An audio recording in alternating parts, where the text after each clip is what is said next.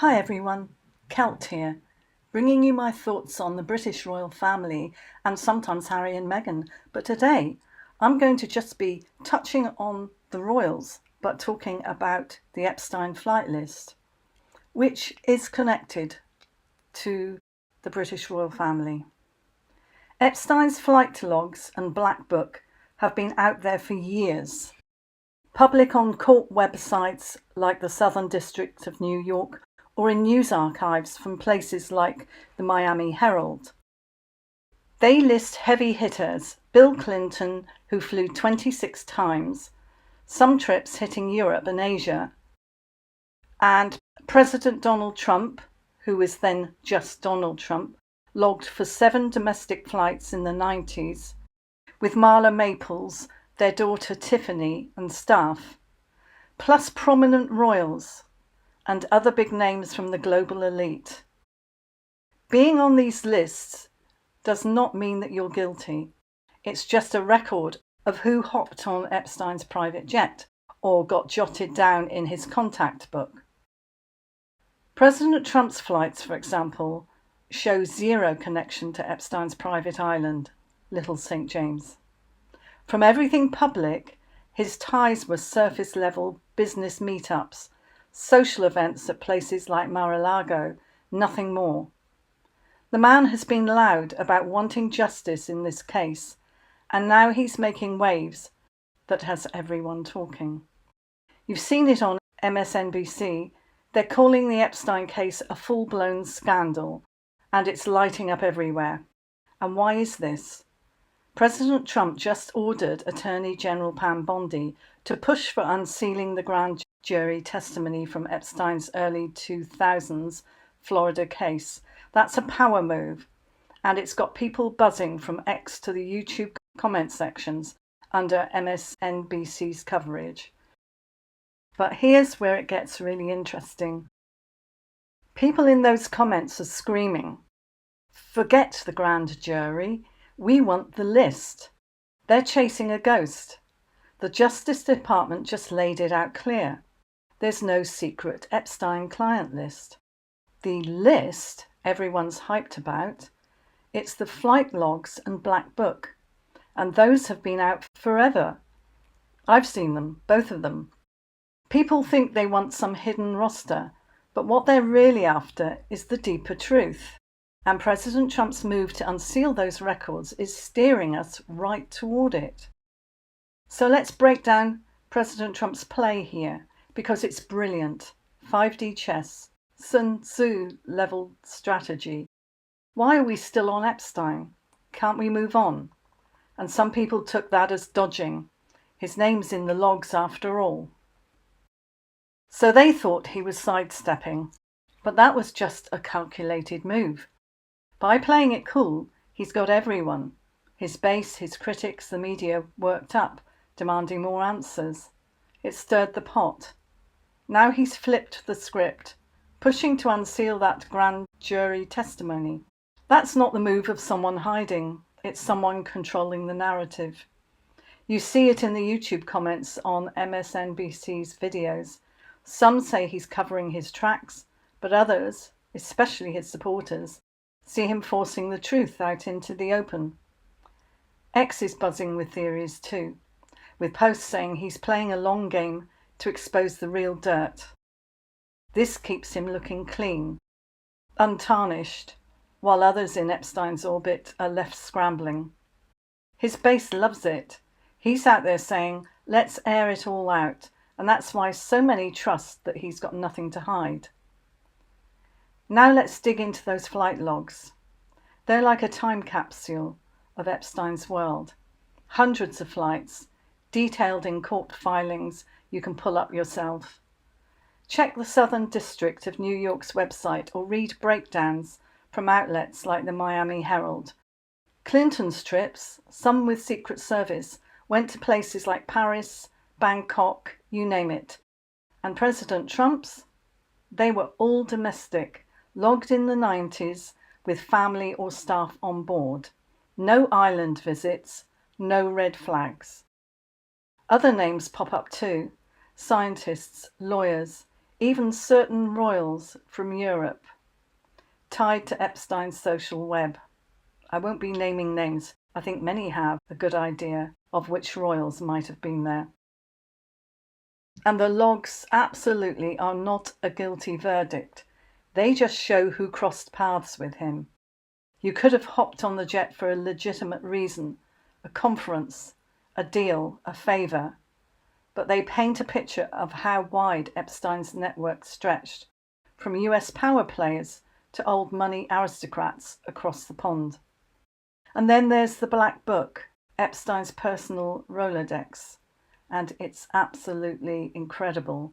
We're talking over 1,000 entries, phone numbers, addresses, names from every corner of influence. Politicians, Hollywood stars, European high society, they're all in there. You can find redacted versions online at legitimate spots like Document Cloud or even old Gawker articles before it's shut down. It's public, but you do have to be careful because flashing unredacted details like phone numbers is a bad move, ethically and legally. So if you do decide to look for these, stick to the vetted versions where victims' names are blacked out. That book shows how Epstein worked his way into elite circles, but it's not a smoking gun. It's context, proof of his reach, not proof of his crimes. Still, it's why this case stays so gripping. Names like Trump or Clinton or royals being in there. It doesn't mean they did anything wrong, but it keeps the questions coming. Who was close to Epstein and how close? Now let's get to the big shadow hanging over this. The rumoured video evidence. The talk, especially on X, is that Epstein had his properties rigged with hidden cameras. New York mansion, Palm Beach estate, maybe even that island. Especially that island. Bedrooms, bathrooms, hallways all wired up. If those tapes exist, they could show some seriously powerful people. People like Hollywood big shots, business tycoons, maybe even some European royals in compromising situations. Nothing has surfaced publicly, so it's all speculation. For now. There's talk, especially in online circles, that the military or FBI might have these tapes stashed away. No one has dropped them yet. But if they're real, that's the nightmare for the 1%. Not the flight logs, not the Black Book. Those are old news. It's the idea of video proof that's got elites, from movie stars to aristocrats, absolutely on edge. They're not scared of their names being out. They're scared of what might be on a tape, if it ever drops. President Trump's push to unseal the grand jury testimony is like throwing fuel on this fire. MSNBC's all over it, framing it as a scandal that's pulling everyone in. US politicians, global elites, you name it. YouTube comments on their coverage show the split. Some people are stuck on this idea of a secret list, not getting that the logs and the books are it. Others are hyped about the testimony because that could be the real deal. Names, details, maybe even hints at what's still hidden. President Trump is out there saying, open the files, and it's a move that keeps him in the clear. His flights were logged, his name's in the book, but there's no dirt tying him to Epstein's crimes. His supporters see this as him fighting for the truth, and it's hard to argue when he's the one pushing to unseal the records. That 5D chess strategy, downplaying it to rile people up, and then flipping to demand transparency, it's got the media, the public, and even his critics playing his game. You see it in those YouTube comments, where people are debating what's real and what's not. X is absolutely wild with it as well. Posts going back and forth, some calling him a genius, others saying he's deflecting. But the facts lean toward him being clean here, and his push for openness only strengthens that. Let's zoom out on those logs for a minute. They're not just names on a page, they show how Epstein operated, jetting around the world, rubbing shoulders with power. The Southern District of New York filings list flights from the 90s through the early 2000s.